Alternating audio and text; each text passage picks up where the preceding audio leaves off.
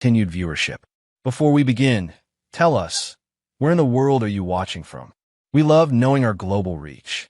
Now, let's dive into today's story. Chapter 1. Empire of Cards. Dominic Russo stared at the skyline from his office window. The city sprawled before him like a kingdom he'd built brick by brick. At 42, he'd transformed from a scrappy kid from South Boston into one of the most respected property developers on the East Coast. His reflection in the glass told the story. Tailored suit hiding the scars of his past. Cold blue eyes concealing calculations always running beneath the surface. The intercom buzzed. "Mr. Russo, your wife is on line 1.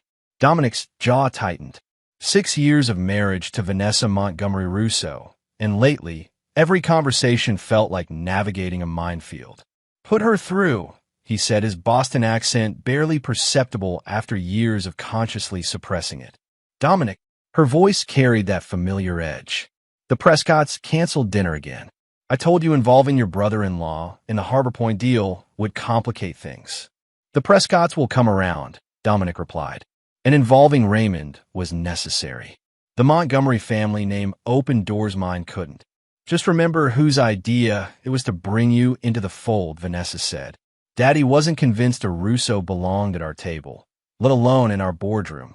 The reminder stung more than Dominic would admit. Howard Montgomery had made it abundantly clear that the son of a janitor wasn't good enough for his daughter, despite Dominic's success. Only Dominic's brilliant property development strategy for the waterfront had changed the old man's mind. "I'll be late tonight," Vanessa continued. "Foundation meeting. Don't wait up." The call ended before he could respond. Dominic pulled up his calendar. The Montgomery Family Foundation had no meeting scheduled. It was the 3rd meeting this month. His office door opened without a knock. Only one person had that privilege. "Your brother-in-law's here," said Anthony Kowalski, Dominic's head of security and oldest friend. Their history stretched back to St. Mary's Home for Boys, where they'd formed an unbreakable bond amid neglect and violence. Anthony's eyes conveyed what his words didn't. "Be careful." Raymond Montgomery strode in as if he owned the place, which technically he partly did. As Vanessa's younger brother and Dominic's business partner in Russo Montgomery Developments, Raymond had the Montgomery family's classic good looks. Wavy chestnut hair, green eyes, and an easy smile that charmed investors and building inspectors alike. "Dom, just the man I wanted to see." Raymond dropped a folder on Dominic's desk. "The North Shore projections. We need to revise our strategy." Dominic opened the folder, scanning the contents with practiced efficiency. "These numbers don't match what Nelson presented last week." "Nelson's conservative. Always has been." Raymond loosened his tie. "I had Beck run new projections. Without consulting me." Dominic kept his voice level, but his hand tightened on the paper.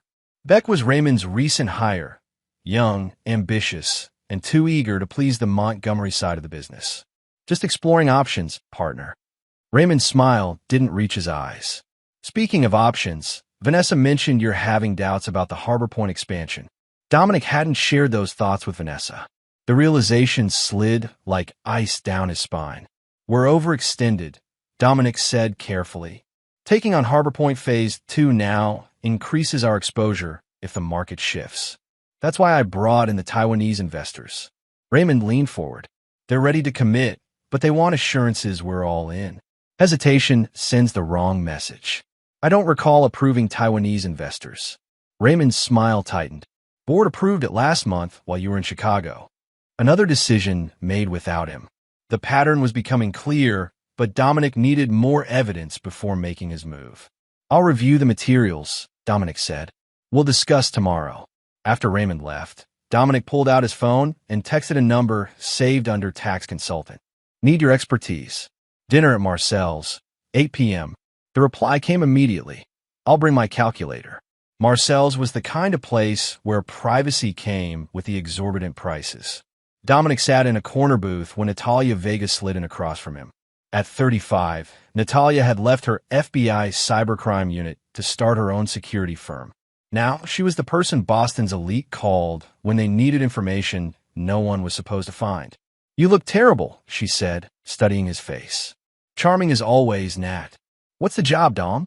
Your text sounded urgent. Dominic slid a USB drive across the table.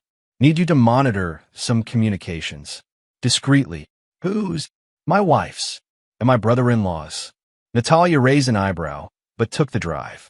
You think they're screwing you in business? Or, that's what I need to find out.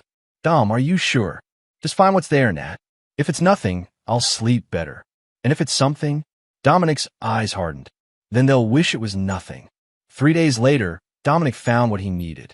Natalia hadn't found explicit messages between Vanessa and Raymond, but their patterns were suspicious. Deleted text chains, late-night calls, locations that matched when both claimed to be elsewhere. More concerning were Raymond's communications with the board and investors, systematically undermining Dominic's position. On his drive home, Dominic's phone buzzed with a text from Vanessa. Need to talk. Important. Home early. Their Beacon Hill home was lit up when Dominic arrived. Inside, he found Vanessa in the living room with Raymond. The tension in the air was palpable. What's this about? Dominic asked, setting down his briefcase. Your business plan for Harbor Point, Raymond said, waving a document Dominic recognized as his confidential contingency strategy. Care to explain why you're developing a scale-down option behind our backs? Behind your backs? That's my risk assessment. Standard practice. Dominic's mind raced. That document had been his private safe. The question is, how did you get it? That doesn't matter, Vanessa cut in. What matters is you're undermining the company. The board is concerned. The board? Or just the Montgomery contingent? Dominic's voice remained calm, though fury burned beneath. Interesting timing, considering the mysterious Taiwanese investors who appeared while I was in Chicago. This isn't about them, Raymond snapped. It's about trust. Trust. Dominic laughed, a cold sound. Let's talk about trust, Raymond. Let's talk about the meetings you've had with Vanessa that neither of you mentioned, or the board votes you've orchestrated without my knowledge. Vanessa paled slightly. You've been spying on us? Protecting my interests. Dominic turned to her. Including those foundation meetings that never appeared on any calendar. You don't understand, Vanessa began. I understand perfectly. Dominic cut her off. You two have been systematically trying to push me out. The question is why now? What's the urgency? Raymond's face darkened. You're a disgrace to this family name, he roared, grabbing Dominic's business plan and tearing it to shreds. You're out of the partnership, effective now. Vanessa stepped closer, her voice cold. And this house is mine. The lawyers are on their way. They gave me 15 minutes, Dominic said quietly. He climbed the stairs to his office, hearing their hushed, urgent conversation below. In his office, Dominic opened his safe, removed a small device, and activated it. Then he took only what he needed, a specific thumb drive, passport, and a burner phone. The rest could be replaced. As he stepped onto the porch, he heard it. Raymond and Vanessa's phones erupting with notifications. Dozens, then hundreds of frantic alerts, messages, and calls flooding in simultaneously because his contingency plan had just gone into effect. He smiled for the first time that day. Chapter 2. Blood and Mortar. Dominic Russo learned about power at age 11 when 3 older boys cornered him behind St. Mary's Home for Boys. They took his shoes, donated Nikes, the first new things he'd ever owned. That night, he waited until they slept, took back his shoes, and cut the laces into pieces. You didn't get revenge, young Anthony Kowalski had observed. They'll just beat you worse. I didn't want revenge, Dominic had replied. I wanted them to know I'm not afraid. 29 years later, Dominic sat in Anthony's spare bedroom, that same principle guiding his actions. He wasn't afraid of the Montgomerys. He was preparing to destroy them. They're panicking, Anthony said, showing Dominic his laptop screen. Whatever you did, it worked. On the screen, financial news headlines scrolled. Russo Montgomery stock plummets. Harbor Point development in jeopardy. Montgomery family wealth takes hit amid investor concerns. I didn't touch our stock, Dominic said. I simply released information about Raymond's secret meetings with the Taiwanese investors to our American backers, and sent documentation of board irregularities to key shareholders. The timing was perfect, Anthony mused, right before the Asian markets opened. Raymond's been siphoning resources to a shadow project for months. I found the trail, but couldn't determine the endgame. Now they've forced my hand. Anthony studied his oldest friend. This isn't just about business, is it? Dominic's expression darkened. Vanessa has been transferring funds to an offshore account. Small amounts, building over time. She was planning to leave you anyway, with a substantial portion of what I built. Dominic's voice hardened.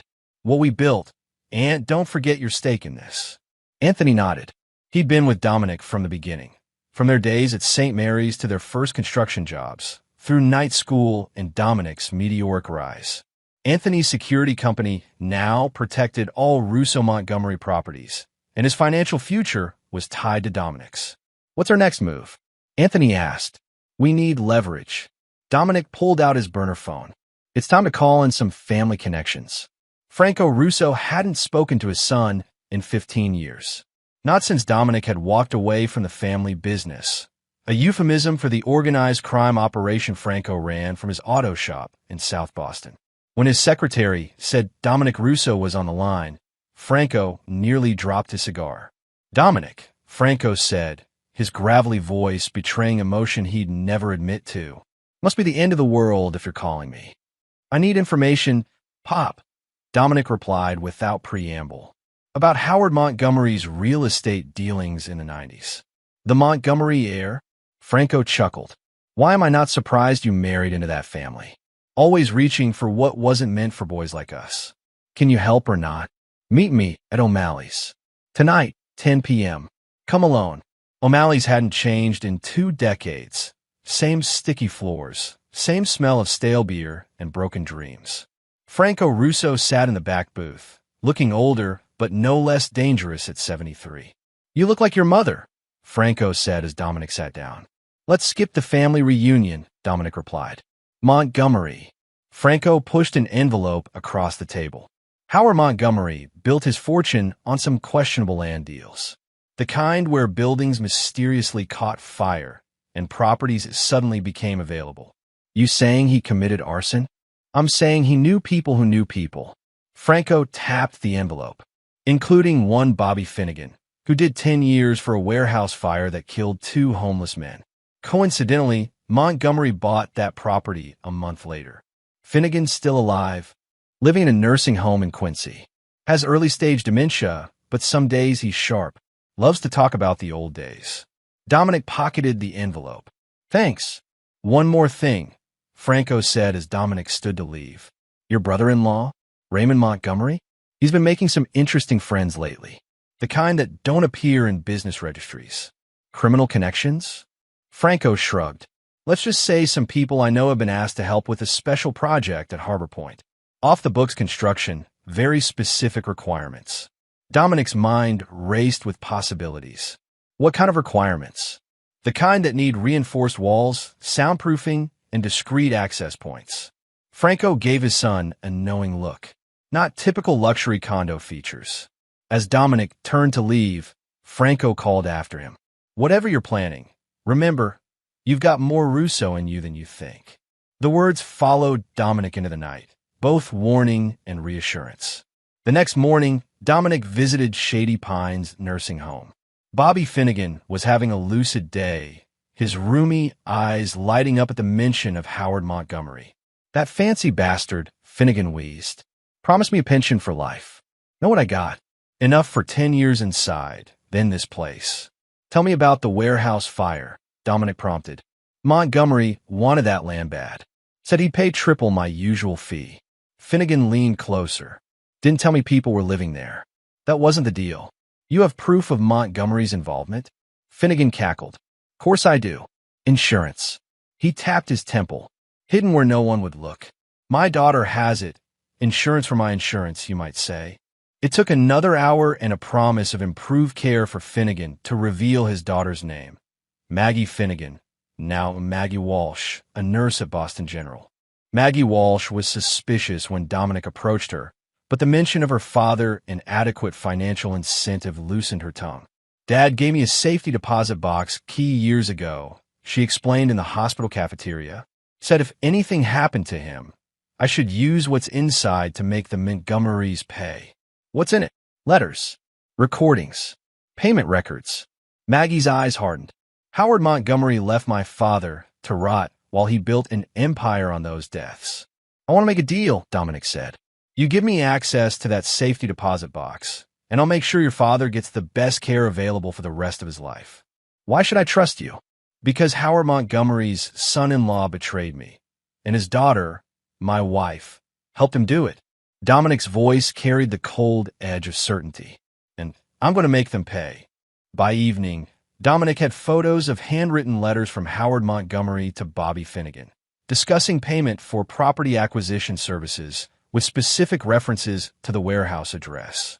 Most damning was a recorded conversation preserved on an old microcassette, where Montgomery could be heard instructing Finnegan to make sure it looks accidental and timing is crucial for the insurance. As Dominic reviewed the evidence in Anthony's apartment, his burner phone rang. Natalia. You need to see this, she said without greeting. I've been monitoring Raymond's communications as requested. He's meeting someone tonight at the Harbor Point construction site. Someone named Zhao. The Taiwanese investor, Dominic murmured. That's not all. I found blueprints on Raymond's private server, modifications to the Harbor Point design that weren't in the official plans. Dominic, they're building some kind of secure facility within the development. The specifications match high-security holding areas. Send me everything you have. And Nat, I need surveillance on that meeting tonight. After ending the call, Dominic turned to Anthony. We need to move faster than planned. Raymond's up to something bigger than pushing me out. What are you thinking? I'm thinking it's time we turn the Montgomery family's methods against them. Dominic's expression was resolute, starting with a fire of our own. Chapter 3. Ashes to Assets. The Harbor Point construction site stood illuminated against the night sky, a skeleton of what would become Boston's premier waterfront development. Security was minimal. Anthony had made sure of that by scheduling a last-minute training session for the regular guards, replacing them with his less attentive employees. From his vantage point in a vacant building across the street, Dominic watched through binoculars as Raymond's Maserati pulled into the site. His brother-in-law emerged with another man, trim, middle-aged, with an expensive suit and the bearing of someone accustomed to authority. That's Zhao, Natalia confirmed beside him, adjusting her directional microphone. Wei Zhao, officially a representative of Taiwanese development firm Golden Century. Unofficially, he has close ties to certain government interests. Can you hear them? Give me a second. Natalia fine-tuned the equipment. Got it. Raymond's voice came through clearly. Assure you, Mr. Zhao, the facility will meet all specifications. Once operational, you'll have complete privacy. My employers are concerned about the recent financial turbulence, Zhao replied. Your partner's removal must be handled carefully. Dominic is out. The board meeting tomorrow will formalize it, and the evidence he may have gathered won't be a problem. We're handling it. Dominic's jaw tightened. The pieces were falling into place. Raymond wasn't just betraying him.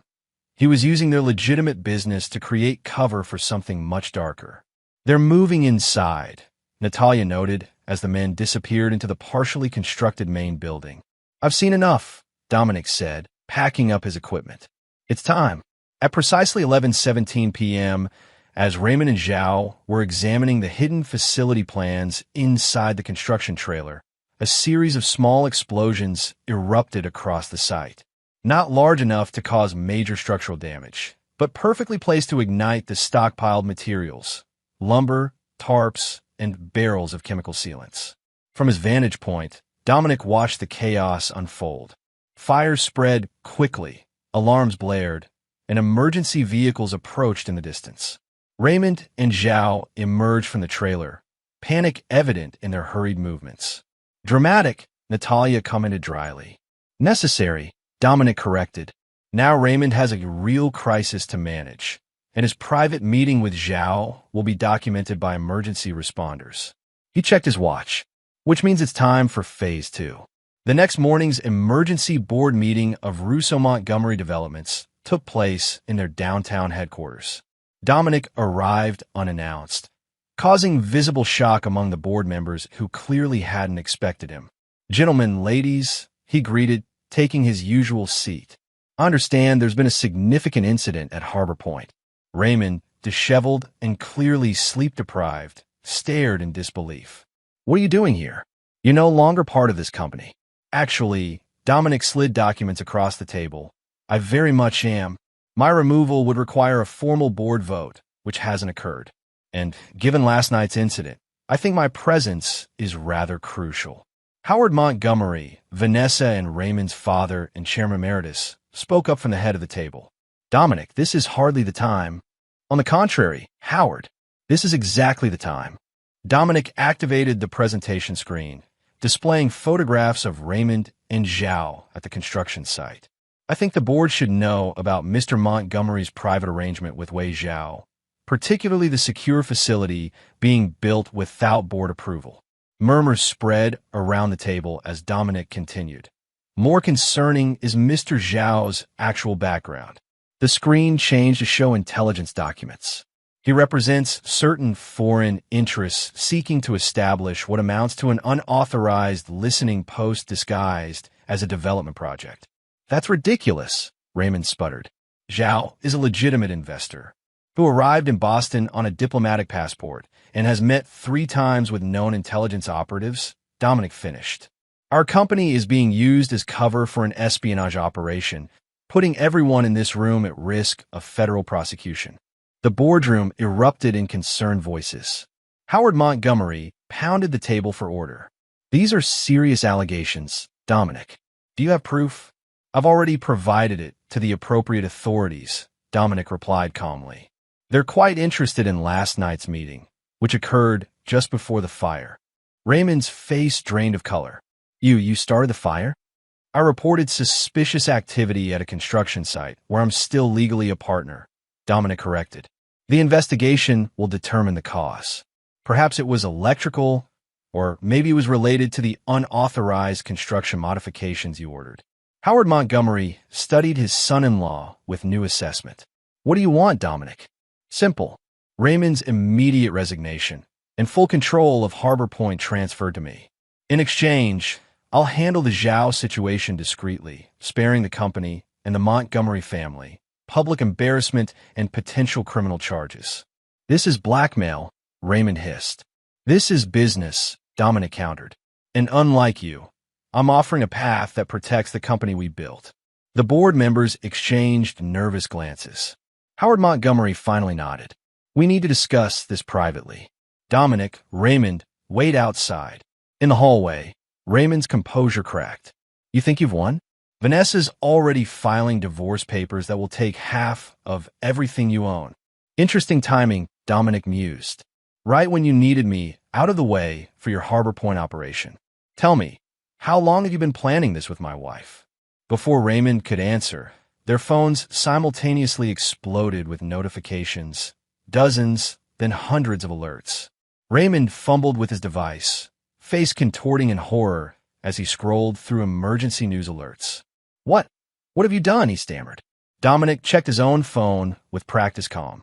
The screen showed breaking news. Montgomery family scandal. Decades-old arson evidence emerges, alongside images of Howard Montgomery's incriminating letters to Bobby Finnegan. Insurance, Dominic said simply. I learned from the best. Raymond lunged forward, grabbing Dominic's lapels. You destroy my father, I'll destroy you. Security guards appeared immediately, Anthony among them. Problem here, Mr. Russo? He asked pointedly. No problem. Dominic straightened his jacket as Raymond was pulled away. Mr. Montgomery was just leaving permanently. The boardroom door opened, Howard Montgomery standing ashen-faced in the doorway, phone in hand. His eyes met Dominic's with a mixture of hatred and reluctant respect. You've made your point, the older man said quietly. The board has voted to accept your terms. Dominic nodded once. Wise decision. I'll have my lawyers draw up the paperwork. He turned to leave, then paused. Oh, and Howard, tell Vanessa her belongings will be packed and waiting at her father's house. The prenup she insisted on has an infidelity clause that works both ways. My lawyers will be in touch about that as well. As he walked away, Dominic heard Raymond's desperate voice. Father, we can fight this. Shut up, Raymond, Howard snapped. You've done enough damage. Dominic smiled to himself. The Montgomerys had taught him an important lesson about family. Blood wasn't always thicker than water, but revenge was sweeter than both. Chapter 4. Scorched Earth. 3 weeks after the Harbor Point fire, Dominic sat in the newly appointed office of Russo Developments, watching skyline shadows lengthen across Boston Harbor. The company name had changed, board members had been replaced, and the Montgomery influence had been surgically excised from his business affairs.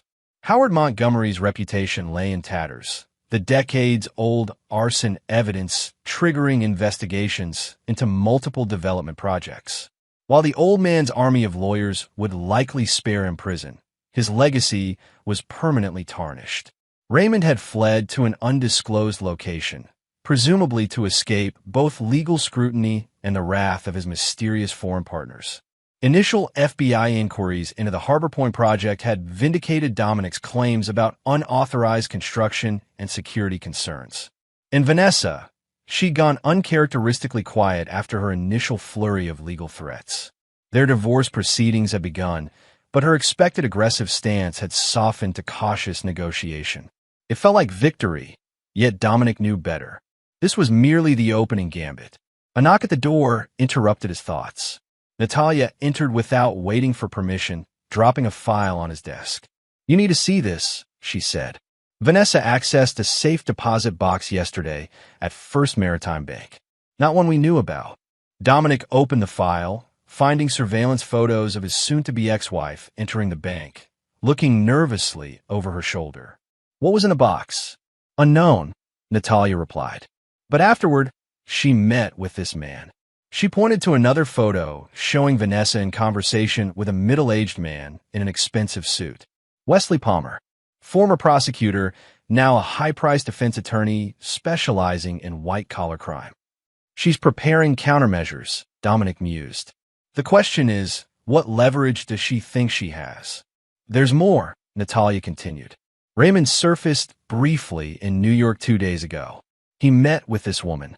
Another photo showed Raymond with an elegant Asian woman outside a Manhattan restaurant. Lin Mei-ling, Taiwanese diplomatic corps, officially. Unofficially. Connected to Zhao, Dominic finished.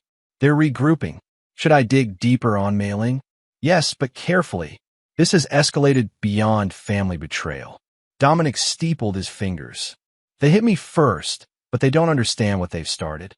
That evening, Dominic visited a place he'd avoided for over 15 years, his father's auto shop in South Boston. Franco Russo was working alone, hands black with grease despite his age, a cigarette dangling from his lips. "Twice in a month," Franco remarked without looking up. "The world really must be ending." "I need a more detailed picture of Raymond's connections," Dominic said. "Specifically about Zhao and a woman named Mei-ling." Franco wiped his hands on a rag. "You stirred up something nasty with that Harbor Point fire. People are nervous. The kind of people who don't get nervous easily." "What have you heard?" "That your brother-in-law promised delivery of something valuable. Something that wasn't his to give." Franco fixed his son with a knowing look.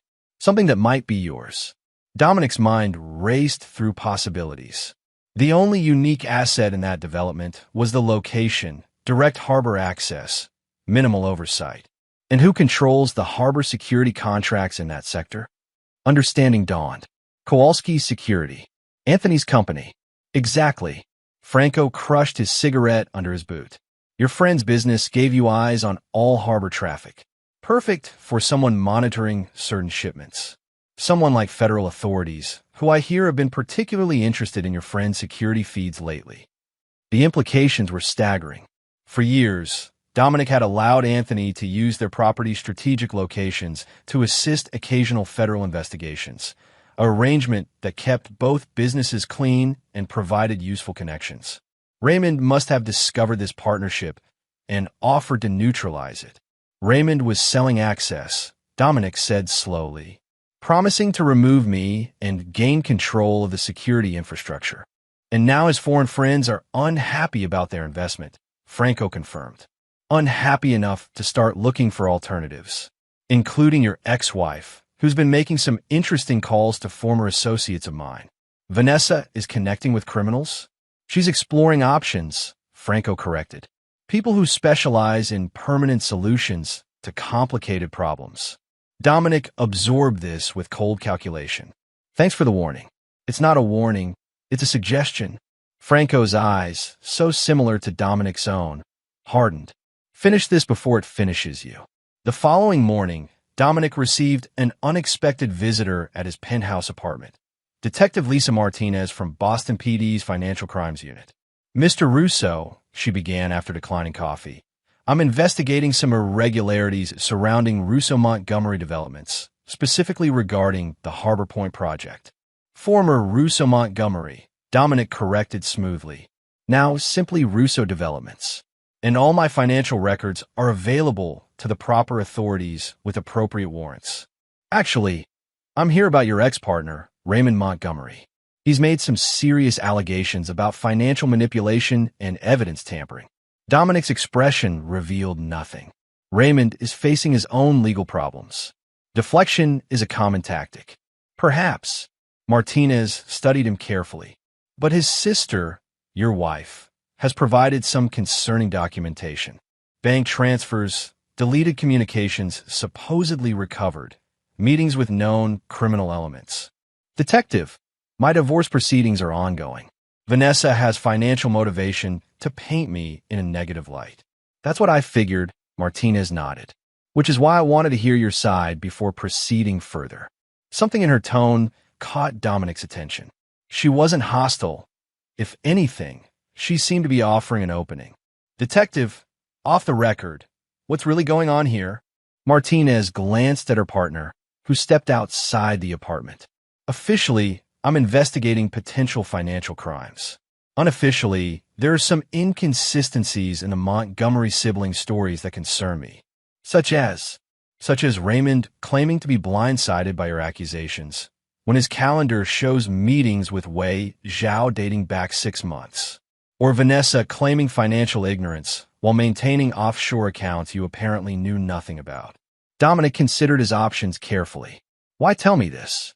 Because I investigated Howard Montgomery years ago when I was a rookie, the warehouse fire case. I knew Bobby Finnegan was covering for someone, but couldn't prove it. Martinez's eyes flashed with old determination. I don't like unfinished business. What do you need from me? Transparency, and a better understanding of what Raymond was really doing at Harbor Point. Dominic made his decision. I think it's time you met a friend of mine. Anthony Kowalski has some security footage you might find interesting. By nightfall, the chess pieces had moved significantly. Detective Martinez received access to Anthony's harbor security feeds, revealing numerous unauthorized meetings between Raymond, Zhao, and various unidentified figures of the Harbor Point site. More damning were recorded conversations Anthony had coincidentally captured, discussing shipment arrangements and customs blind spots. Meanwhile, Dominic had Natalia implementing a specialized cybersecurity protocol across all his business interests, one designed to track access attempts. Within hours, it detected sophisticated intrusion efforts originating from addresses linked to both Raymond's New York hotel and, surprisingly, Howard Montgomery's home network. They're looking for something specific, Natalia reported, targeting your personal financial records and communications with federal authorities. Let them find what we want them to find, Dominic instructed. The modified security logs showing Anthony's harbor monitoring system was a private initiative, not a government partnership. And if they dig deeper, they won't have time, Dominic replied. Because tomorrow, we escalate. That night, as Dominic reviewed his strategy, his secure phone rang, Anthony with urgent news. We've got trouble, his old friend said without preamble. Vanessa was spotted meeting with Marco Benetti. Dominic froze.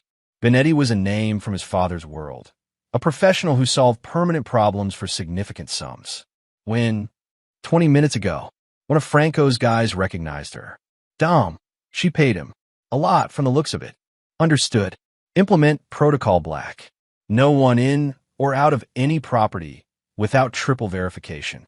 After ending the call, Dominic opened his safe and removed the gun he'd hoped never to use again, a reminder of a life he'd left behind. The weight of it felt familiar in his hand, despite the years. His phone chimed with a text from an unknown number, Harbor Warehouse. Midnight. Come alone if you want to end this cleanly. Dominic smiled grimly. They were making their move, which meant it was time for his counterattack. He texted Anthony, "Accelerate the timetable." Execute at dawn. The real war was about to begin.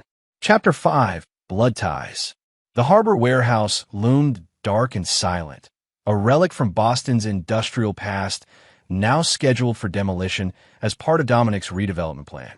Its cavernous interior created ghostly echoes as he moved cautiously through the shadows, gun held low at his side.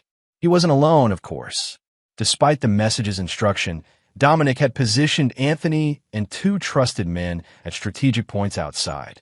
Detective Martinez, now convinced of the Montgomery's criminal connections, had agreed to stay on standby with a tactical team, needing only Dominic's signal to move in. "I know you're not alone," called a familiar voice, echoing through the empty space. You never did follow directions well. Vanessa stepped into the dim light, filtering through broken windows.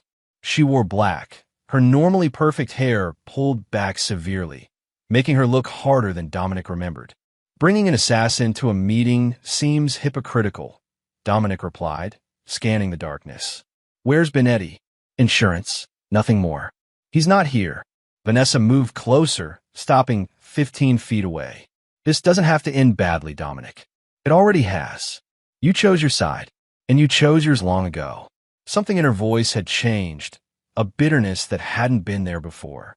The mighty Dominic Russo, so focused on building his empire, he never noticed what was happening in his own home. "Enlighten me. Did you ever wonder why my father finally accepted you? Why the great Howard Montgomery allowed his daughter to marry a janitor's son?" Her laugh was brittle. "Because you were useful. Your development strategy for the waterfront solved a problem that had been plaguing him for years: how to build legitimate businesses on properties with questionable acquisitions." "I knew your father had skeletons," Dominic said evenly. "Just like I knew you married me partly for my business acumen." "Old news, Vanessa." "Not quite." Vanessa's expression tightened. "What you don't know is that Raymond and I had our own arrangement from the beginning. The Montgomery siblings protecting family interests against the outsider. By sleeping with your brother's contractors behind my back." Interesting protection strategy. Vanessa's composure slipped momentarily. "You knew." "I suspected. Natalia confirmed it last week.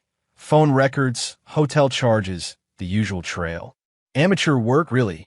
"That bitch," Vanessa hissed. "Raymond said she could be bought." Raymond overestimated his persuasiveness. Dominic kept his voice controlled. "What I don't understand is why now? Why push me out at this particular moment?" "Because Harbor Point was the final piece," came a new voice from the shadows. Raymond stepped forward, looking haggard but determined. "With Harbor Point operational, we could finally step out from under our father's shadow, build our own empire without his constant oversight. Using foreign money and connections," Dominic noted, "creating what amounts to an intelligence outpost disguised as luxury condos." "Did Howard know?" "Father has become risk-averse in his old age," Raymond replied. "Sometimes progress requires bold action." "Bold action? You committed treason for profit. We created opportunity." Raymond's controlled facade cracked. "While you were obsessing over perfect development plans and community impact studies, real money was on the table. Zhao and his associates needed a foothold, and we needed capital free from oversight." Dominic laughed coldly. "And how's that working out? Your foreign friends aren't known for forgiveness when deals collapse." "Which is why we're here," Vanessa interjected, "to offer a way forward. For all of us." "I'm listening." "You transfer controlling interest in Harbor Point back to us, with guarantees of no further interference. In exchange, we ensure your other business interests remain untouched and certain evidence against you disappears." "What evidence?" Vanessa removed a flash drive from her pocket. "Recordings of you discussing harbor security arrangements with federal authorities. Proof you've been acting as an informant. The kind of evidence that would make you a target for multiple interested parties." "Interesting proposal," Dominic said, appearing to consider it. "Just one problem. You're negotiating from a position of weakness." Raymond scoffed. "You're outnumbered and cornered." "Am I?" Dominic smiled thinly. "Anthony lights." Suddenly, the warehouse blazed with light as hidden industrial lamps activated. Raymond and Vanessa squinted against the brightness, momentarily disoriented, long enough for them to register the red laser dots that appeared on their chests.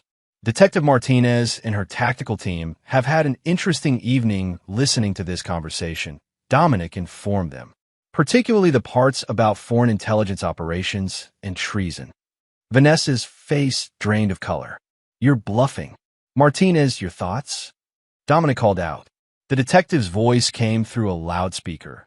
Mr. Montgomery, Mrs. Russo, please place your hands behind your heads. You're under arrest for conspiracy to commit espionage, among other charges we'll discuss at the station. As tactical officers swarmed in, Dominic watched dispassionately while his wife and brother-in-law were handcuffed. Raymond struggled briefly before being subdued, while Vanessa maintained her composure, eyes locked on Dominic with pure hatred. This isn't over, she promised as they led her away. Actually, it is, Dominic replied, but not in the way you think. Dawn broke over Boston Harbor as Dominic watched the coordinated raids from Anthony's Security Command Center.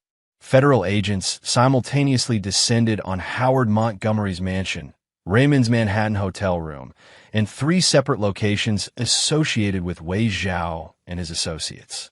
Martinez kept her word, Anthony observed. Full tactical response. She's been waiting years to bring down Howard Montgomery, Dominic replied.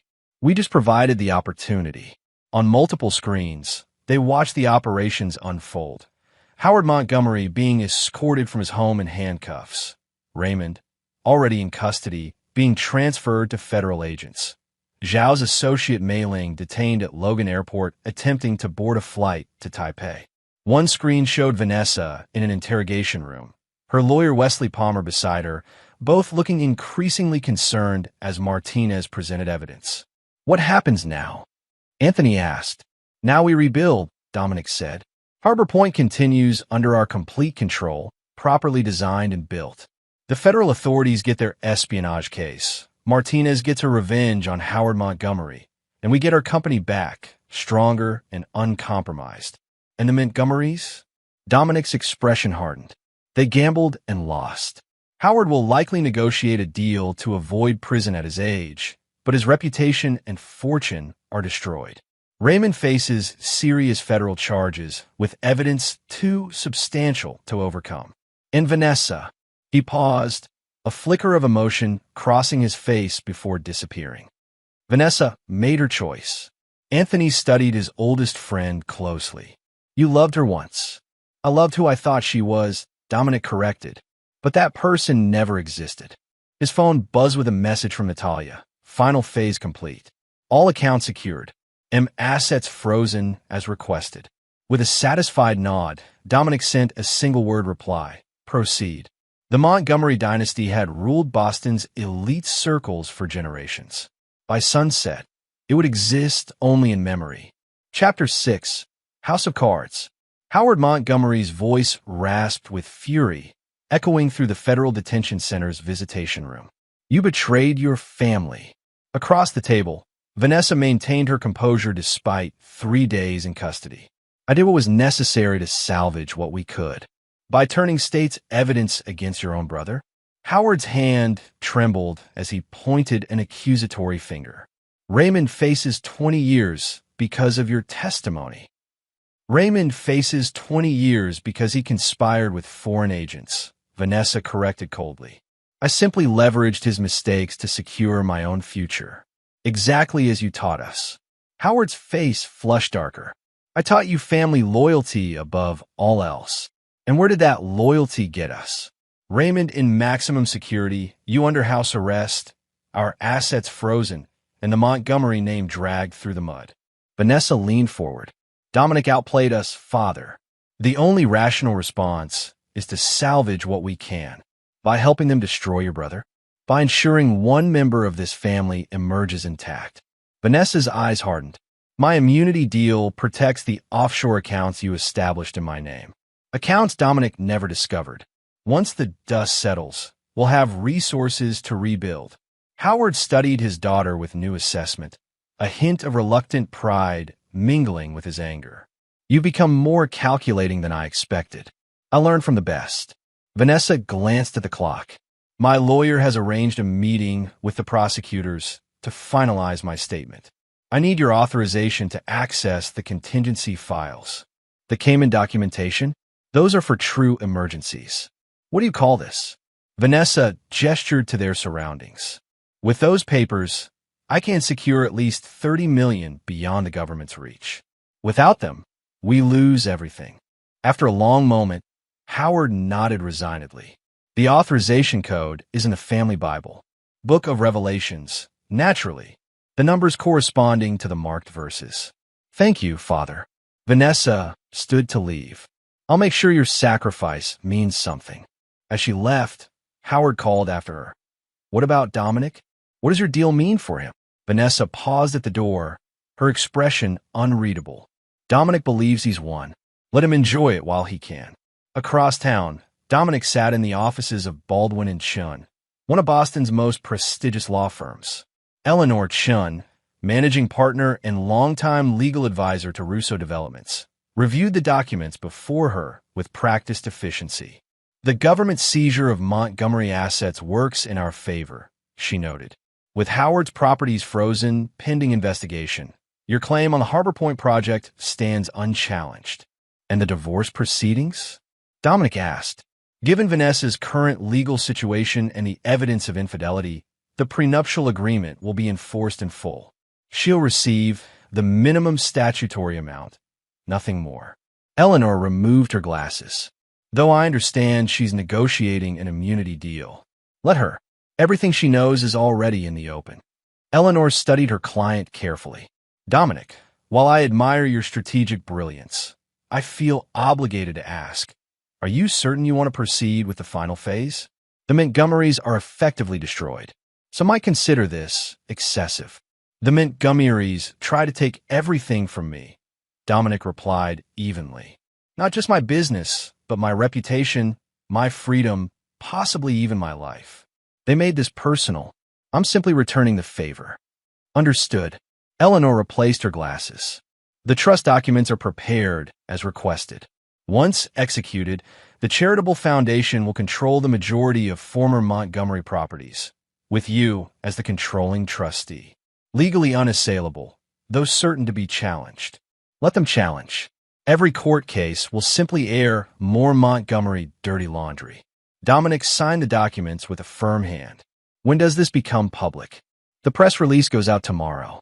I imagine Howard Montgomery will suffer another health episode when he discovers his family legacy will fund inner-city housing developments and scholarships for underprivileged youth.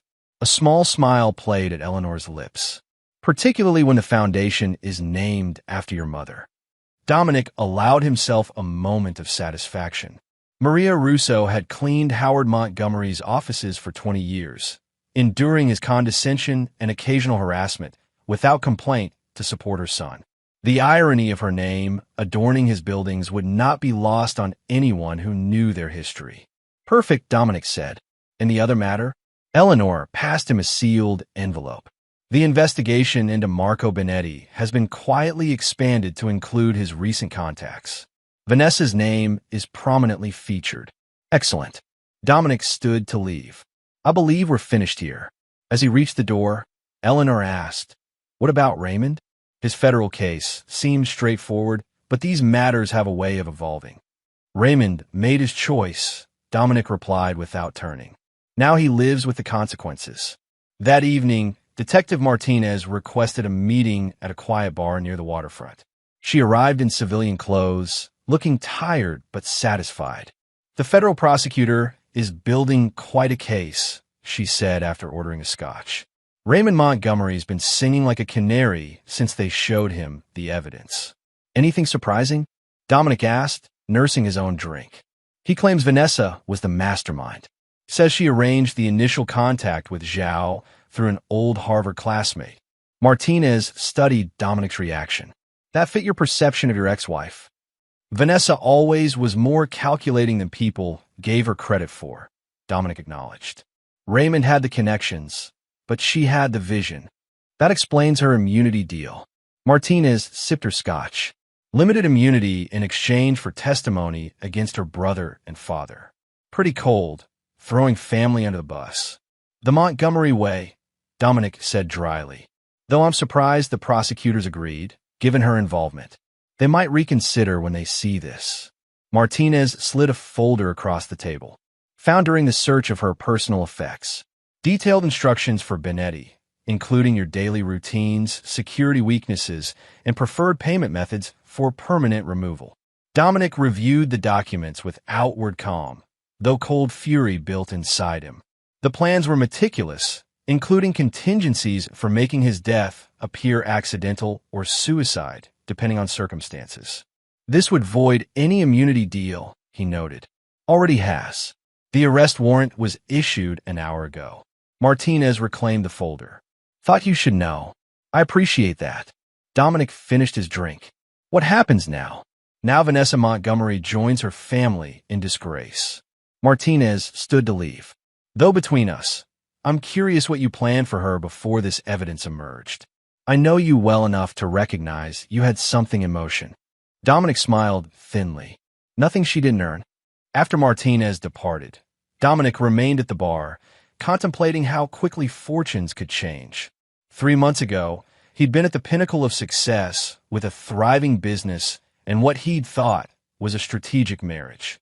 Now he sat alone, having systematically destroyed those who betrayed him.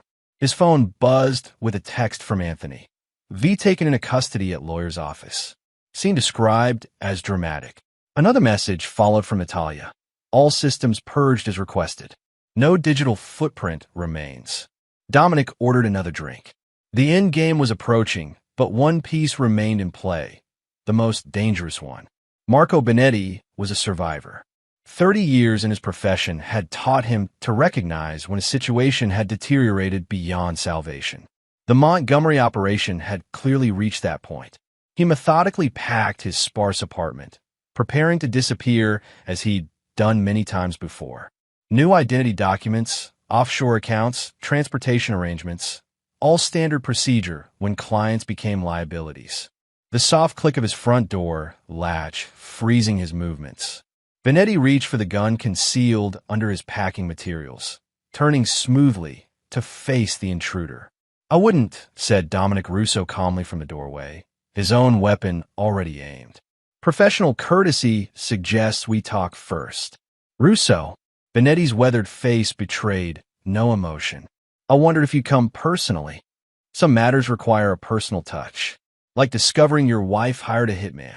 Dominic gestured for Benetti to sit.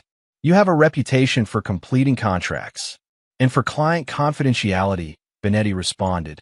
A principle I maintain even in compromised situations. Admirable. Unnecessary in this case, as the authorities already have Vanessa's detailed instructions for my elimination. Dominic remained standing, gun steady.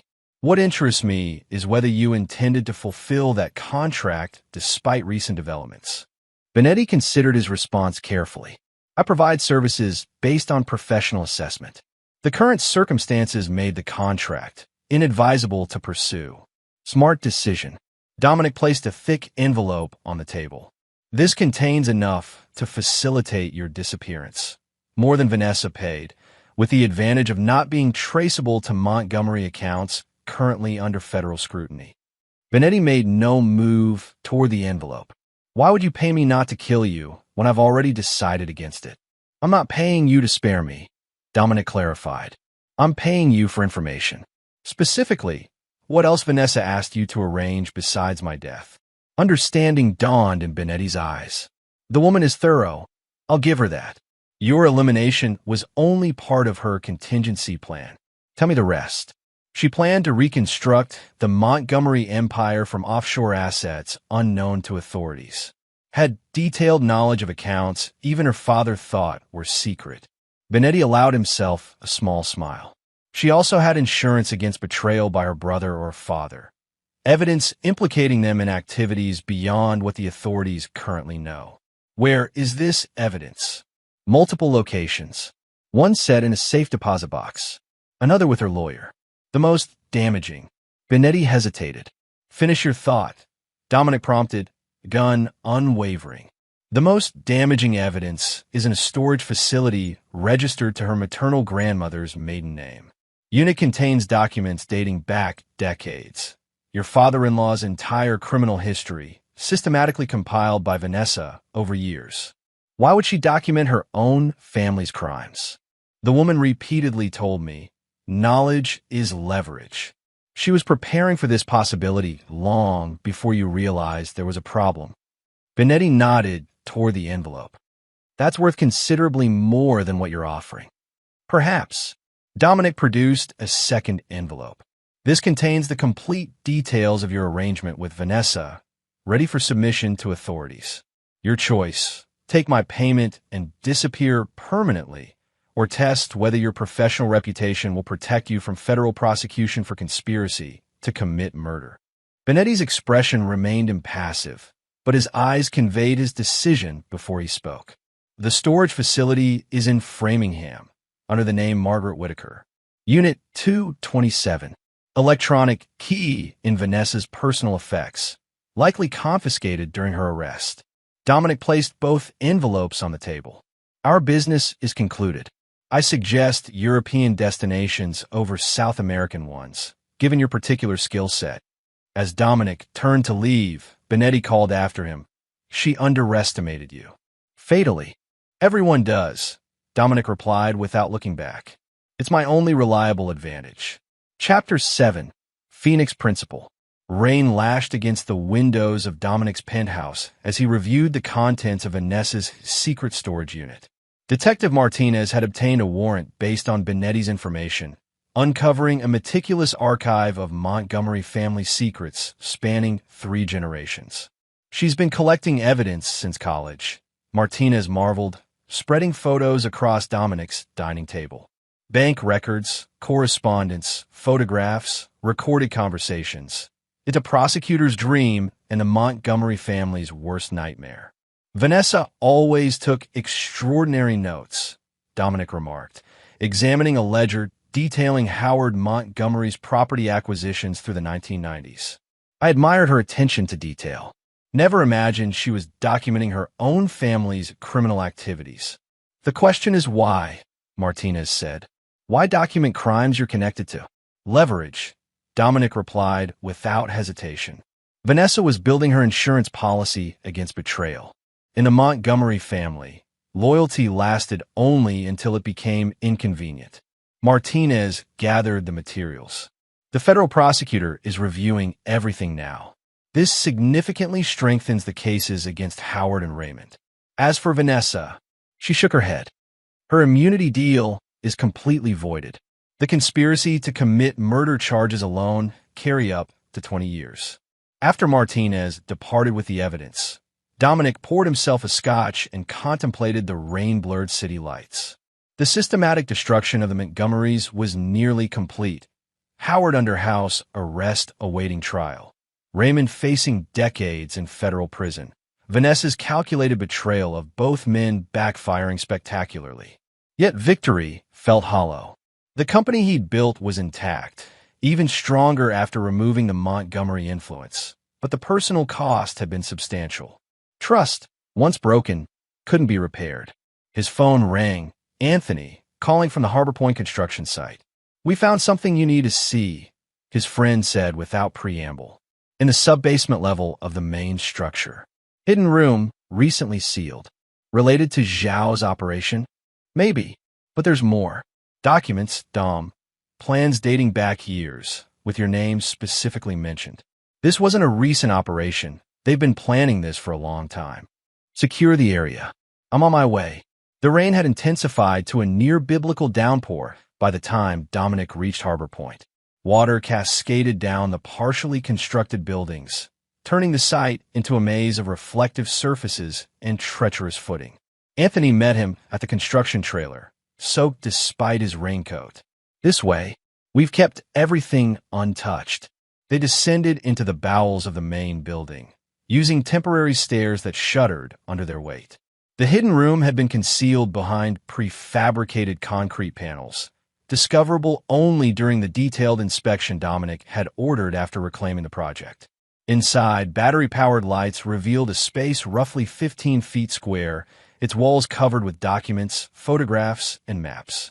At the center stood a table containing architectural plans for Harbor Point, but with significant modifications from the approved design. "It's like a command center," Anthony observed, "or a war room." Dominic studied the wall nearest the door, where a timeline had been meticulously constructed. It began 5 years earlier, notably 2 years before he'd married Vanessa, and culminated with project completion scheduled for next month. "This wasn't opportunistic," Dominic murmured. "This was the plan from the beginning. Look at this." Anthony pointed to a collection of surveillance photos, Dominic meeting with federal officials, entering government buildings, shaking hands with law enforcement personnel. Each was labeled with dates and locations. They knew about my cooperation with the authorities, Dominic realized. They were documenting it as leverage. "There's more." Anthony indicated another section where blueprints of Dominic's properties were displayed, including his home, office, and even his father's auto shop.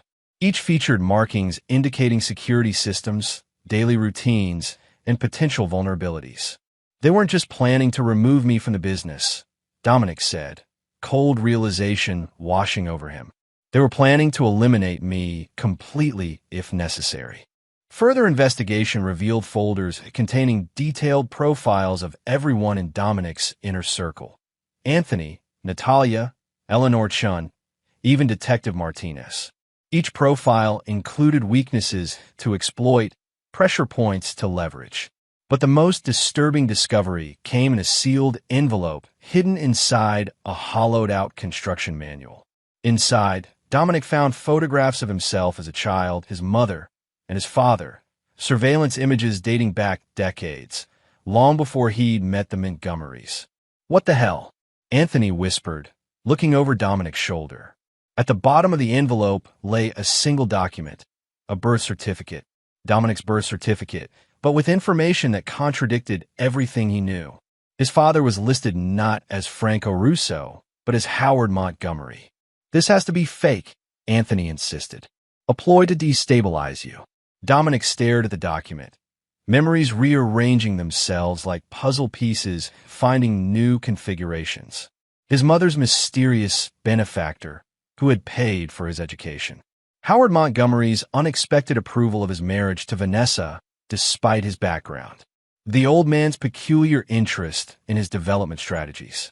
"We need to verify this," Dominic said finally, carefully returning the document to its envelope. Discreetly, as they prepared to leave, a low rumbling sound penetrated the concrete around them. The building shuddered, dust raining from the ceiling. "What was that?" Anthony asked, tensing. Before Dominic could respond, a series of explosions rocked the structure. The temporary lighting flickered and died, plunging them into darkness broken only by emergency exit signs. "The supports!" Dominic shouted over the growing roar. "The building's coming down." They scrambled toward the exit, dodging falling debris as the structure groaned around them. The temporary stairs had partially collapsed, forcing them to jump the final section to reach the ground floor. Outside, chaos reigned. Despite the storm, flames leapt from strategic points around the construction site. Secondary explosions indicated carefully placed charges. This was no accident. "Perimeter breach in sectors 2 and 5, shouted one of Anthony's security team through the radio. "Armed intruders on site." Dominic and Anthony took cover behind a concrete barrier as gunfire erupted from the direction of the harbor. Through the curtain of rain, shadowy figures moved with military precision toward the main building. "Zhao's people," Dominic guessed, "cleaning up loose ends." "They're boxing us in," Anthony observed grimly, drawing his weapon. "We need to move before they complete the encirclement." A bullet pinged off the barrier inches from Dominic's head. He pulled out his own gun, checking the ammunition. "Like old times, Ant. Was hoping those days were behind us," Anthony replied with a grim smile.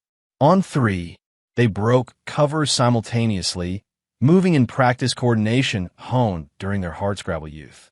Anthony laid down covering fire while Dominic advanced to the next position, then reversed roles, systematically working their way toward the site entrance.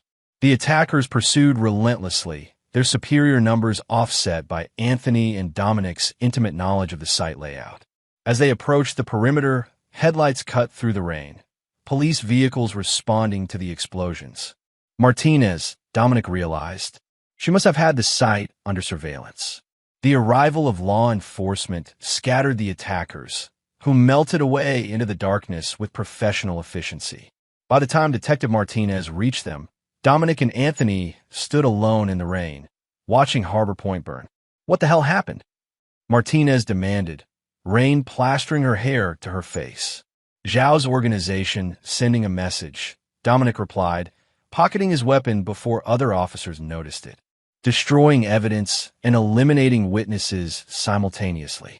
Martinez surveyed the destruction. They failed at the latter, at least. For now, Dominic said soberly. But they'll try again. The Montgomerys might be neutralized, but they've unleashed something far more dangerous in their desperation. As emergency services swarmed the site, Dominic pulled Anthony and Martinez aside. I need to disappear for a while. This won't end until Zhao's organization believes I'm no longer a threat. What are you planning? Martinez asked warily. Better you don't know the details. Dominic handed her a flash drive. But this contains everything we found tonight. Keep it secure. It's insurance for all of us. Anthony clasped his friend's shoulder. Where will you go? To find answers, Dominic replied, thinking of the birth certificate concealed in his jacket. Starting with my father, both of them. Chapter 8. Blood Debts. Franco Russo's hands trembled as he examined the birth certificate, a cigarette burning forgotten between his fingers. The small apartment above his auto shop, rarely seen by outsiders, reflected a lifetime of paranoia. Reinforced doors, minimal windows, surveillance monitors covering every approach. Where did you get this? He finally asked, his gravelly voice barely audible. Harbor Point, Dominic replied. Hidden room full of surveillance materials. The Montgomerys have been watching me my entire life. Franco crushed the cigarette in an overflowing ashtray. Your mother swore she'd take this to her grave. So it's true. The confirmation hit Dominic like a physical blow, though he'd suspected since finding the document. Howard Montgomery is my biological father. Maria worked as a housekeeper for the Montgomerys when she first came from Italy, Franco said, pouring himself a generous whiskey. Howard had a reputation with the staff. When she got pregnant, he paid her to disappear to protect his marriage and reputation. And you? What do you fit in this story? Franco laughed bitterly. I loved your mother from the moment I met her. Pregnant or not, I didn't care. We married, gave you my name, raised you as my own. Did I know? Did you tell me and I've forgotten? No. Franco shook his head firmly. Maria and I agreed you would never know. Howard provided money for your education, anonymously. We told you it was scholarships. Dominic paced the small room, memories recalibrating with this new information. That's why you were so angry when I married Vanessa. You knew I was marrying my half-sister. Franco's expression confirmed it before his words did. I tried to stop it without revealing the truth. When I couldn't, he shrugged helplessly. I withdrew, couldn't bear to watch. Jesus Christ. Dominic braced himself against the wall, nausea washing over him. Vanessa is my sister. We're blood. Half-sister, Franco corrected, as if that distinction mattered. Howard's daughter from his marriage. Does she know? I don't know. Howard might have told her, might not have. That family keeps secrets like others breathe air. Dominic's phone buzzed. A text from Natalia. Confirmed 3 teams searching for you. One at your penthouse, one in office, one circling your father's neighborhood. Move quickly. I need to go, Dominic said, showing Franco the message. They're closing in. Franco moved to a painting on the wall, swinging it aside to reveal a small safe. He retrieved a thick envelope and a set of keys. Emergency fund, untraceable, and a property upstate nobody knows about. Not even your mother knew I had it. Come with me, Dominic urged. They'll check here eventually. Franco shook his head. My running days are over, son. Besides, I need to handle some things here and make some calls. People who owe me favors might help slow down whoever's hunting you. As Dominic prepared to leave, Franco embraced him fiercely. You are my son, he said, voice rough with emotion. Biology be damned. Never forget that. The cabin Franco had directed him to sat 20 miles from the nearest town, accessible only by a dirt road that became treacherous in bad weather. Simple, but solid, it offered the isolation Dominic needed to process revelations that had shattered his understanding of his own life. He'd been there 3 days when Natalia arrived, having taken elaborate precautions to ensure she wasn't followed. "Your father's been arrested," she said without preamble, dropping her bag by the door. Federal agents took him in for questioning about his connections to the Zheng crime family. The Zheng family? What the hell does my father have to do with Chinese organized crime? Nothing directly, Natalia explained. But Zhao isn't just a businessman or government agent. He's connected to the Zheng family through marriage. When the Harbor Point deal collapsed, he apparently reached out to those connections for assistance. And they connected Zhao to my father, based on his past. More than that, they found detailed dossiers on you and Franco in Raymond Montgomery's possession. He'd been feeding information to Zhao for months, including your father's history and potential leverage points. Dominic absorbed this with cold fury. How long will they hold him? Hard to say, but there's more. Natalia hesitated. Howard Montgomery suffered a major stroke yesterday. He's in intensive care, not expected to recover. The news should have brought satisfaction, yet Dominic felt only a hollow emptiness. The man was his biological father, the architect of decades of manipulation, yet still a stranger. And Vanessa? Still in custody, but pushing hard for a deal. She's offering information on Zhao's organization in exchange for leniency. Natalia studied him carefully. There are rumors she's claiming coercion, saying Raymond forced her participation through threats and manipulation. And people believe that. Some do. She's very convincing. Natalia's expression softened slightly.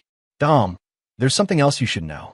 Medical records were among the files we recovered from Harbor Point, including genetic profiles of the Montgomery family. Let me guess. Confirmation that Howard is my biological father? Yes, but also... Natalia hesitated. Vanessa isn't Howard's biological daughter. She was born during a period when her mother had separated from Howard. Different father entirely. The revelation struck Dominic like a thunderbolt. We're not related by blood.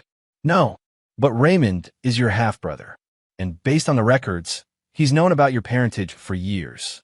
Possibly used it to manipulate Howard into accepting your marriage to Vanessa. Dominic laughed, a harsh, bitter sound. So I've been destroying my own family. They betrayed you first, Natalia reminded him. And they knew the truth while you didn't. Before Dominic could respond, his secure phone rang. Anthony, using their emergency protocol. They've taken Eleanor Chun, Anthony reported tersely. 3 men, professional extraction team. Her secretary was injured trying to intervene. Zhao's people, most likely. They left a message for you. Anthony's voice tightened. They want the evidence from Harbor Point in exchange for her safe return. All copies, plus your personal testimony that Zhao wasn't involved. When and where? Tomorrow night. Old fish processing plant at the South Harbor. They specified you come alone. After ending the call, Dominic turned to Natalia. I need to return to Boston. It's a trap, she said flatly. Of course it is. But Eleanor is involved because of me. I won't abandon her. What's your plan? Dominic moved to the cabin's small table where he'd spread maps and documents. First, we free my father. Then we end this, permanently. Detective Martinez looked exhausted when she met Dominic at an abandoned warehouse near the city limits. Her normal professional polish had given way to rumpled clothing and shadows under her eyes. This meeting never happened, she said by way of greeting. I'm risking my badge, even being here. I appreciate it, Dominic replied. What can you tell me about my father's situation? Franco Russo is being held as a material witness in an ongoing federal investigation into organized crime connections to the Harbor Point development. Martinez consulted her notebook. They're using his history as leverage, threatening to reopen several cases from the 90s where the statute of limitations hasn't expired. Is he talking? Not a word. Your father's old school. Martinez regarded Dominic carefully. The feds believe he knows where you are. They're applying pressure. I need him released. Martinez laughed incredulously. Just like that? I'm a detective, not a magician. What if you had evidence implicating the actual perpetrators? Enough to shift focus entirely from my father. That would help, but... And what if that evidence also helped you close several high-profile cold cases, including 2 homicides from the warehouse fire Howard Montgomery arranged? Interest sparked in Martinez's tired eyes. What exactly do you have? Dominic slid a flash drive across the table. Everything. The complete Montgomery criminal history, Zhao's operation details, financial records documenting decades of corruption. Enough to build careers for ambitious prosecutors. And in exchange, my father's immediate release. And operational support for tonight. Martinez pocketed the drive. What happens tonight? Justice, Dominic said simply. But I'll need tactical backup that doesn't officially exist. Can you arrange that? After a long moment, Martinez nodded. For this evidence, I can make certain arrangements off the books. But Dominic, this ends tonight. One way or another. That's the plan, he agreed. One way or another. The South Harbor fish processing plant had been abandoned for years, its cavernous interior permeated with the lingering smell of its former purpose despite long disuse.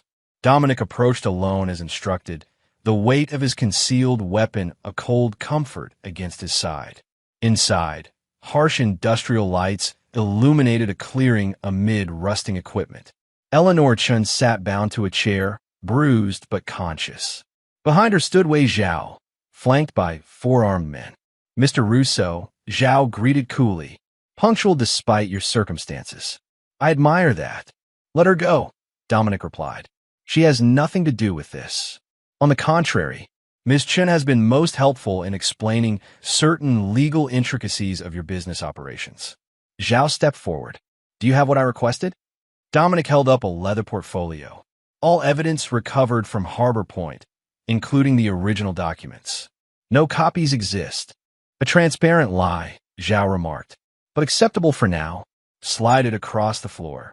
Dominic complied, watching as one of Zhao's men retrieved the portfolio and handed it to his employer. Zhao examined the contents with clinical detachment. Impressive collection, he commented. Raymond Montgomery was more thorough than I gave him credit for. Raymond was a tool, Dominic said. Just like you were. Zhao looked up sharply. Explain yourself. Harbor Point was never about luxury condominiums or even an intelligence outpost. It was about creating a secure transit point for your organization's real business. Dominic gestured to their surroundings. Much like this facility was in its prime, the perfect cover for moving certain valuable commodities through busy ports. You seem well informed for someone who was blindsided by his own family. I adapt quickly, Dominic replied, and I recognize when I'm not seeing the full picture. The Montgomerys didn't approach you. Your organization approached them, probably years ago, looking for influential partners with flexible ethics. Zhao's slight smile confirmed the assessment. And now I'm offering a better partnership. Dominic met the other man's gaze steadily. The Montgomerys are finished. I control their assets, their connections, their influence, without their liabilities. An interesting proposal. Unfortunately, you've become a significant liability yourself. Zhao nodded to his men, who raised their weapons. Your elimination simplifies matters considerably. Before you make that decision, Dominic said calmly, you should know that federal tactical teams are currently surrounding this building. On my signal, or if anything happens to me, they move in. You're bluffing. Martinez, Dominic called out. Red laser sights immediately appeared on Zhao and his men, emanating from shadowed positions around the facility. Detective Martinez emerged from the darkness, accompanied by heavily armed officers in tactical gear. Federal agents. Drop your weapons. Zhao's men hesitated, looking to their employer for direction. With remarkable composure, Zhao slowly raised his hands. It seems negotiations have shifted, he observed, though I wonder what your law enforcement friends would think of your proposal to continue our arrangement. They heard exactly what I wanted them to hear, Dominic replied as Martinez's team secured the gunman. A confession to your criminal enterprise, recorded for posterity. As officers led Zhao away, Dominic moved to Eleanor, quickly freeing her restraints. "Are you all right?" "I've been better," she said shakily. "Reminded me why I prefer corporate law to criminal defense." Martinez approached as medics examined Eleanor. "Your father was released 20 minutes ago. Anthony's bringing him to your penthouse, as we discussed. And Zhao, going away for a very long time, along with what remains of his network. Between the evidence you provided and his statements tonight, multiple agencies have what they need." Martinez studied him intently. "You took an enormous risk." "Calculated," Dominic corrected. "Like everything else." "What now?" "Back to property development, as if none of this happened." Dominic gazed around the abandoned processing plant, seeing not decay, but potential. "Actually, I'm considering a new project. This facility has interesting possibilities." Martinez laughed incredulously. "Of course you are. Some people never change." But as Dominic surveyed the space that had nearly become his execution site, he knew that wasn't true. He had changed irrevocably. The question was whether that change would define his future or merely inform it. As emergency vehicles departed with Zhao and his men, Dominic stood alone in the cavernous space, feeling the weight of choices made and unmade. The Montgomerys were destroyed, their legacy dismantled. Zhao's organization was crippled. His enemies had been systematically eliminated. Victory should have felt sweeter. Instead, it tasted of ashes and lost possibilities, of family connections distorted by secrets and lies, of trust betrayed and innocence long abandoned. His phone rang. Anthony, calling from the penthouse. "Your father's settled in. There's someone else here you might want to talk to." "Who?" "Vanessa. She was released an hour ago on her lawyer's arrangement. Showed up here asking for you." Dominic's grip tightened on the phone. "What does she want?" "Says she has information you need. About Howard's condition and Raymond's final play." Anthony's voice lowered. "She looks rough, Dom. Whatever happened in custody wasn't gentle. I'll be there in 20 minutes. Don't let her leave." As Dominic walked toward the exit, he noted the building's excellent harbor access, its concealed loading bays, its potential for transformation. Perhaps redemption wasn't possible, but reconstruction always was. It was the principle upon which he'd built his empire, and the principle that would guide whatever came next. Chapter 9. Reclamation. Dominic's penthouse felt like a stranger's home after his absence. The sleek furnishings and carefully selected art pieces spoke of a life constructed rather than lived, a showcase for success rather than comfort. He found Vanessa on the terrace, staring out at the city lights. Her usual polished appearance had given way to something harder, more essential. The designer clothes replaced by simple jeans and sweater, her face bare of makeup, revealing shadows and strain. "You look terrible," Dominic said from the doorway. She turned, a ghost of her familiar sardonic smile crossing her face. "Prison will do that. Even temporary imprisonment. You got out. That's more than Raymond can say. Raymond made his choices." Vanessa's voice carried new edges, honed by betrayal and consequences. "As did I." Dominic remained in the doorway, maintaining distance. "Anthony said you have information." "Howard's dying," she said bluntly. "The stroke damaged too much brain tissue. Doctors give him days, maybe a week. And you're here because despite everything, he's my father. Or I thought he was." Her eyes fixed on Dominic with new intensity. "But he's your father too, isn't he? Your biological father. You knew." "Not until recently. Raymond told me after his arrest, thinking it would somehow help his case if I claimed we were victims of Howard's manipulation." Vanessa laughed bitterly. "Imagine learning the man you married is your half-brother. Though apparently I'm not a Montgomery by blood, so we're not actually related." "Small comfort," Dominic observed coldly. "Isn't it?" Vanessa challenged. "Howard's dying with his legacy in ruins. Raymond faces decades in prison. I've lost everything except what my lawyers managed to hide from asset seizure. You've won completely, Dominic. Destroyed us all with your signature precision. You try to have me killed, Vanessa. After you systematically dismantled everything we built," she flared, genuine emotion cracking her composure. "What happened to the man I married? The visionary who saw possibilities where others saw only obstacles. He discovered his wife and business partner were conspiring against him. Dominic replied evenly, using his business as cover for criminal operations, planning his elimination if he became problematic. It wasn't supposed to go that far, Vanessa insisted. The Harbor Point arrangements with Zhao were Raymond's initiative. I only learned the full extent of his plans after you were already investigating. And Benetti? The detailed instructions for my elimination? Was that Raymond's initiative too? Vanessa had the grace to look away. Insurance. A contingency I never intended to activate. Until you did. Silence stretched between them, filled with the weight of betrayals too significant for forgiveness, too personal for detachment. Why are you really here, Vanessa? Dominic finally asked. It's not a check on my well-being or share news about Howard. She reached into her bag, removing a small flash drive. Raymond made arrangements before his arrest. Deadman switch protocols designed to release information if certain conditions weren't met. What kind of information? Everything. The complete Montgomery archives, including materials Howard collected over decades. Business dealings, political connections, blackmail evidence on half of Boston's elite. Vanessa placed the drive on the patio table, including evidence of certain federal officials' involvement in operations they publicly prosecuted. Why give this to me?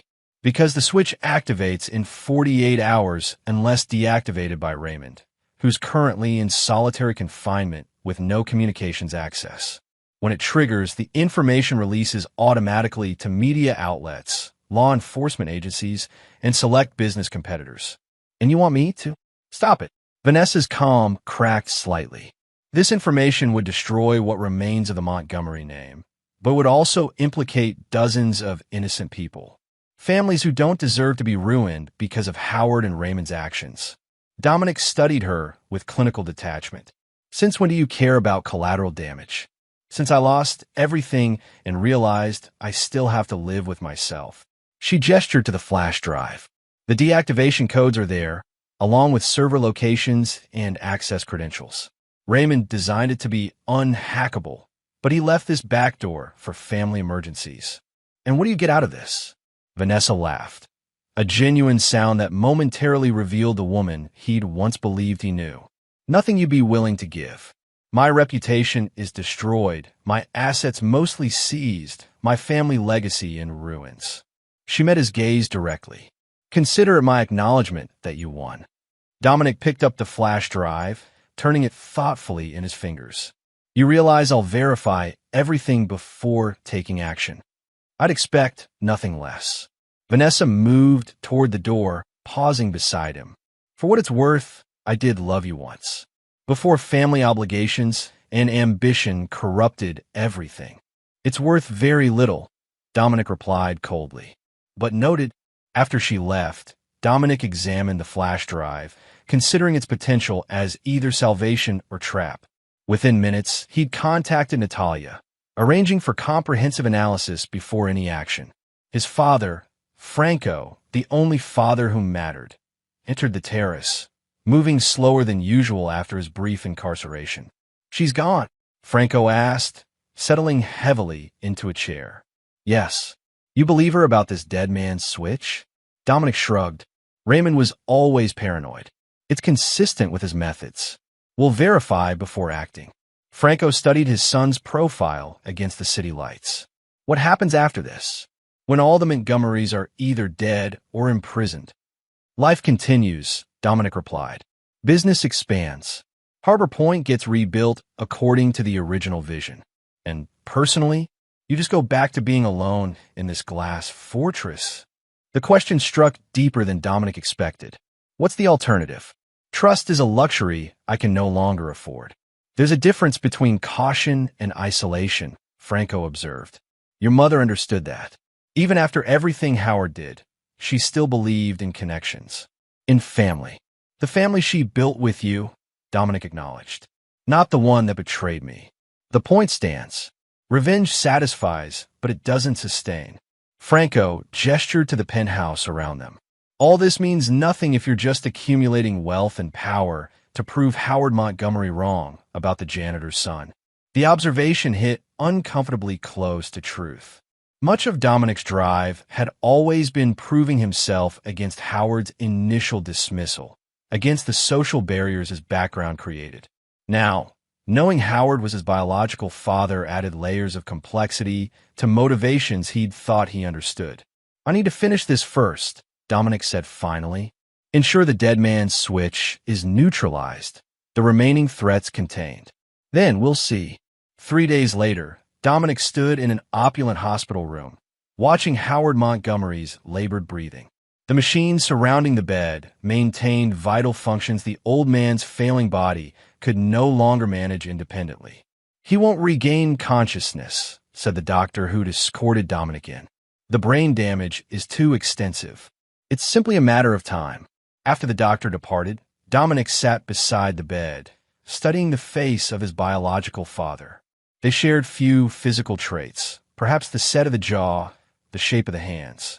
Nature had kept their connection subtle, as if acknowledging it was a secret best left undiscovered.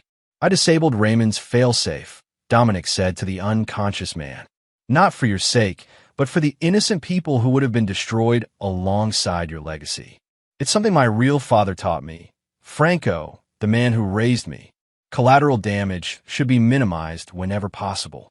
Howard's monitors beeped steadily, the only response to Dominic's words. "I've spent my life proving myself worthy of a world that judged me for my background. Proving myself to you, though I didn't know it. How much of my drive came from your blood? How much from my mother's determination? From Franco's example?" Dominic leaned closer, his voice hardening. "You had a chance to acknowledge me, to be honest from the beginning. Instead, you manipulated from the shadows, using me as another chess piece in your grand design. That was your failure, not mine." Rising to leave, Dominic placed a small envelope on the bedside table. "Inside is a legal document transferring your remaining personal assets to a foundation in my mother's name. Maria Russo will posthumously fund scholarships for the children of domestic workers, the invisible people who maintained your world while you pretended they didn't exist." At the door, Dominic paused for a final look at the man whose blood he carried. "Goodbye, Howard. I'd say rest in peace, but I'm not feeling that generous." The reconstruction of Harbor Point proceeded under Dominic's direct supervision, transforming the site from the ashes of betrayal into a testament to his original vision. The hidden facilities and compromised design elements were eliminated, replaced with the community-focused development he'd initially proposed. On the day construction officially resumed, Dominic stood overlooking the site with Eleanor Chun, now fully recovered from her ordeal. "The investors are remarkably enthusiastic," she noted, reviewing reports on her tablet. "The Montgomery scandal has apparently created opportunities rather than liabilities.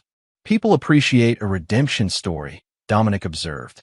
"Rising from ashes plays well in Boston." Speaking of rising, Eleanor said, "I've been meaning to ask about your plans for the old fish processing plant. My sources tell me you purchased it through a shell company last week." Dominic smiled slightly. "It has potential.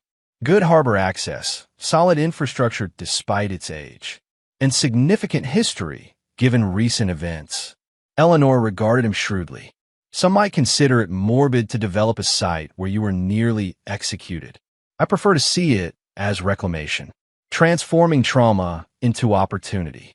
"Philosophical," Eleanor remarked. "And the Russo Family Foundation? Another transformation." The foundation, established with assets recovered from the Montgomerys, had quickly become a significant force in Boston philanthropy, focusing on education and housing for underprivileged communities. "My mother would have approved," Dominic said simply. "She believed in lifting others as you rise." Their conversation was interrupted by Anthony's arrival with time-sensitive security matters, leaving Dominic alone on the observation platform. From this height, the harbor stretched before him, the same view that had captivated him when he'd first developed his vision for this property. His phone buzzed with a text from Franco. "Dinner tonight.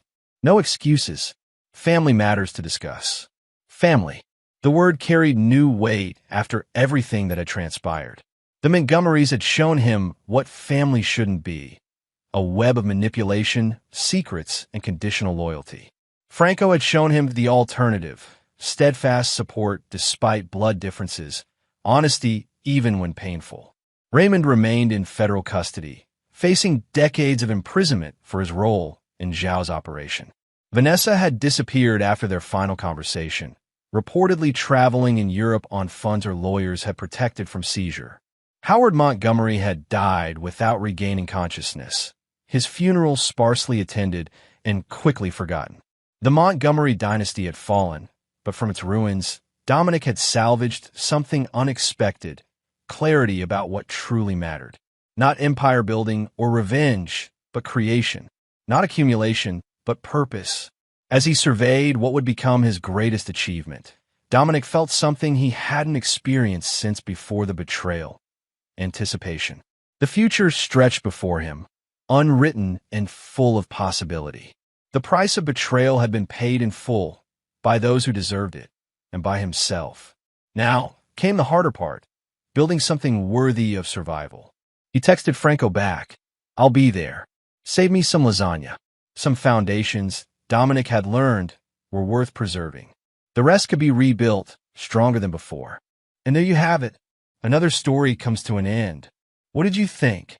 I'd love to hear your thoughts in the comments below. If you enjoy this story, consider joining our community by subscribing. It means the world to us. For more stories like this one, check out the recommended videos on screen. And I'll see you there.